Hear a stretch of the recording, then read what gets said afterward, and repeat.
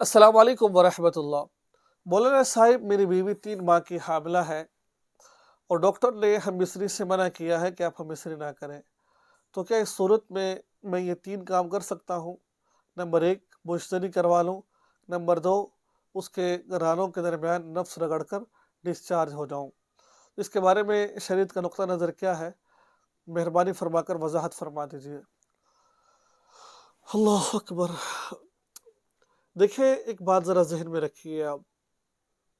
हालत हमल के अंदर बीवी के साथ अज़वाजी ताल्लुक़ कायम करना जायज़ है। अगर डॉक्टर मना कर रहे हैं तो फिर आप ना करें आप। अब आपने पहला सवाल पूछा मुश्तरी करवाने का, तो देखिए, अव्वल तो आप ये काम करें कि मुश्तरी ना करवाएँ आप।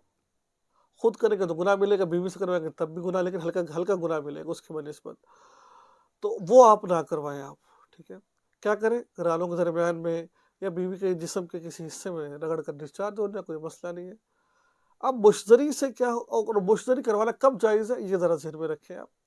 मुश्तरी करवाना उस वक़्त आपके लिए होगा कि जब आप पर शहवत का गलबा हो, और शहवत का गलबा इस कदर ज़्यादा है, अगर आप ये काम नहीं करेंगे, तो कवी इम्कान यही किया जा सकता है कि आप ज़िना के अंदर मुलव्वस हो जाएँगे।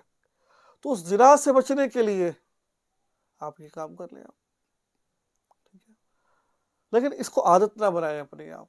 ये उस वक़्त जब डॉक्टर ने मना किया, वरना हालत हमल में बीवी के साथ आप कर सकते हैं, कोई हर्ज की बात नहीं। लेकिन डॉक्टर ने मना कर रखा है, मजबूरी है, शहवत कंट्रोल नहीं हो रही, हद से बढ़ी है, ज़िना हो जाएगा, तो फिर आप बीवी से करवा लें, ठीक है? या फिर रानों के दरमियान भी किसी तरह रगड़ के फ़ारिग हो जाए। ये हामिला के लिए मसला बता रहा हूँ, हैज़ में आप ऐसा नहीं कर सकते हैं।